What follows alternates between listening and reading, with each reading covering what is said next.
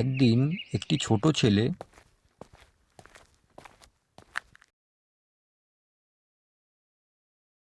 তার বাবার কাছ থেকে একটি কুড়াল উপহার পেল।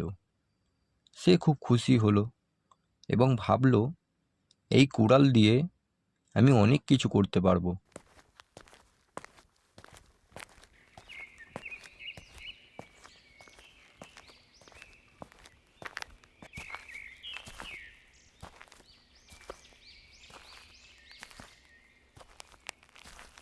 ছেলেটি বনের মধ্যে গিয়ে একটি বড় গাছ দেখতে পেল এবং ভাবল, এই গাছটা কাটলে আমি অনেক কাঠ পাবো। তাই সে তার নতুন কুড়াল দিয়ে গাছটাকে কাটতে শুরু করলো। গাছটি খুবই ব্যথিত হলো এবং ছেলেটিকে বলল, তুমি কেন আমাকে কেটে ফেলছো? আমি তো তোমাকে ছায়া দিচ্ছি, ফল দিচ্ছি। ছেলেটি একটু ভাবল এবং বলল, কিন্তু আমি কাঠ চাই। তখন গাছটি বলল, যদি তুমি আমাকে ছেড়ে দাও, আমি তোমাকে এর চেয়েও ভালো কিছু দেব। ছেলেটি গাছটির কথা শুনে কৌতূহলী হলো এবং তার কুড়ালটি নামিয়ে রাখল।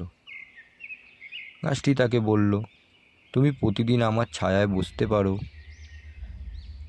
আমার গাছ থেকে ফল খেতে পারো, আর আমার ডালপালা থেকে ছোট ছোট কাঠের টুকরো নিতে পারো। এতে তুমি যা চাও তা পাবে, আর আমিও বেঁচে থাকব। ছেলেটি এবার গাছটির প্রস্তাবে রাজি হলো এবং গাছটির সাথে বন্ধুত্ব গড়ে তুলল। প্রতিদিন সে গাছের ছায়ায় বিশ্রাম নিত এবং গাছ থেকে ফল পেড়ে খেত আর ছোট ছোট কাঠের টুকরো সংগ্রহ করত।